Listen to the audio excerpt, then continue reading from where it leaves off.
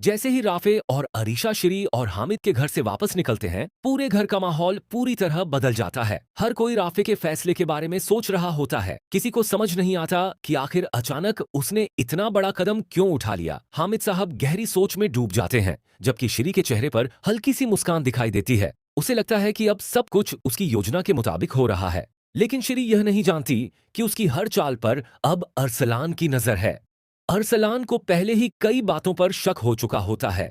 वह मन ही मन फैसला करता है कि अब वह हर हाल में सच्चाई सबके सामने लाकर रहेगा, चाहे इसके लिए उसे अपने ही घर वालों के खिलाफ क्यों न जाना पड़े। दूसरी तरफ जाशा अपने कमरे में बैठकर अल्लाह से दुआ करती है। वह रोते हुए कहती है, या अल्लाह, अगर मैं बेगुनाह हूं तो मेरा सच सबके सामने जरूर लाना। मुझे इतनी हिम्मत दे कि मैं हर मुश्किल का सामना कर सकूं।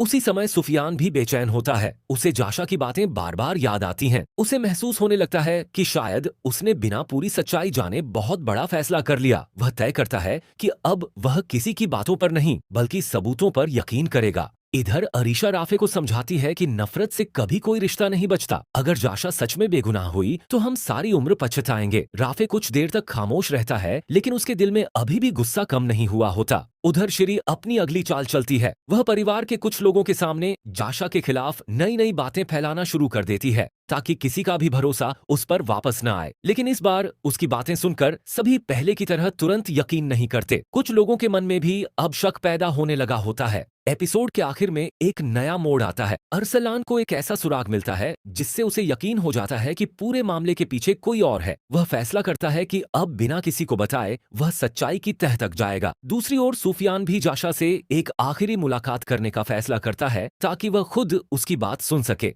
यहीं पर एपिसोड खत्म होता है और अगले एपिसोड के लिए बड़ा सस्पेंस छोड़ जाता है। अब सभी की नजरें इस बात पर होंगी कि क्या अरसलान असली गुनहगार को बेनकाब कर पाएगा, क्या सुफियान जाशा पर दोबारा भरोसा करेगा, और क्या राफे अपने फैसले को बदलने के लिए तैयार होगा या नहीं। आने वाले एपिसोड में कई चौंकाने वाले खुलासे और बड़े इमोशनल ट्विस्ट देखने को मिल सकते हैं। नोट, यह आगे की कहानी एक रचनात्मक विस्तार, क्रिएटिव कॉन्टिन्यूएशन है। यदि आप किसी वास्तविक प्रसारित एपिसोड का बिल्कुल सटीक प्रीव्यू चाहते हैं तो उसके लिए आधिकारिक जानकारी उपलब्ध होना आवश्यक है। अरीशा बार बार राफे को समझाने की कोशिश करती है कि गुस्से में लिया गया फैसला अक्सर रिश्तों को हमेशा के लिए तोड़ देता है, लेकिन राफे का दिल अब किसी की बात सुनने के लिए तैयार नहीं होता। वह साफ कह देता है कि उसने बहुत सह लिया है और अब वह अपनी पत्नी और आने वाले बच्चे की जिंदगी किसी भी साजिश का हिस्सा नहीं बनने देगा। उधर जाशा अपने कमरे में बैठकर लगातार रो रही होती है। उसे सबसे ज्यादा तकलीफ इस बात की होती है कि जिन लोगों के लिए उसने हमेशा अच्छा सोचा, वही आज उस पर भरोसा करने को तैयार नहीं है। आलिया अपनी बेटी को सीने से लगाकर हिम्मत देती है और कहती है कि हर अंधेरी रात के बाद सुबह जरूर आती है।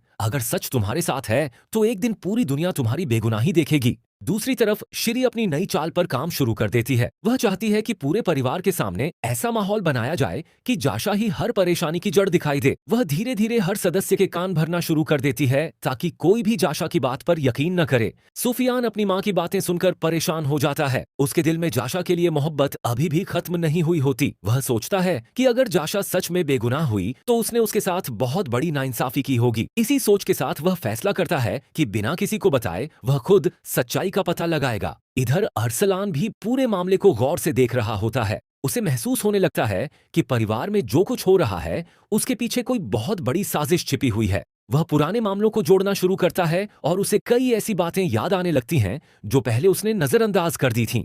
कुछ देर बाद जाशा हिम्मत करके सुफियान से मिलने पहुंचती है। उसकी आंखों में आंसू होते हैं, लेकिन आवाज में सच्चाई साफ दिखाई देती है। वह सुफियान से कहती है कि अगर आज भी तुमने मेरी बात नहीं सुनी तो शायद फिर कभी मौका नहीं मिलेगा।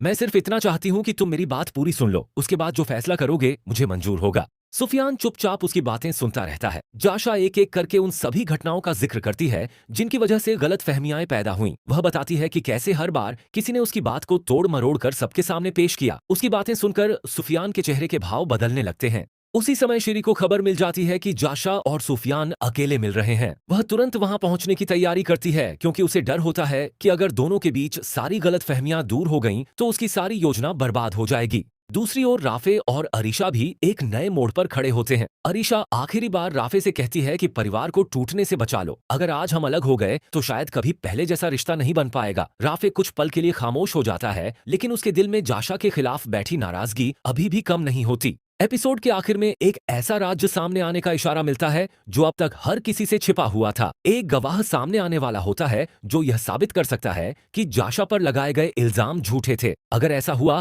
तो पूरे परिवार को अपनी गलती का एहसास होगा, श्री की सारी चालें बेनकाब हो जाएंगी और कहानी एक बिल्कुल नए मोड़ पर पहुंच जाएगी। अब देखना यह होगा कि क्या सुफियान सच का साथ देगा। एक ऐसा फैसला सुनाने वाला है जिसे सुनकर पूरे घर में सन्नाटा छा जाएगा। वह आलिया और घर वालों के सामने साफ शब्दों में कहेगा कि अब इस घर में या तो जाशा रहेगी या फिर मैं और अरीशा।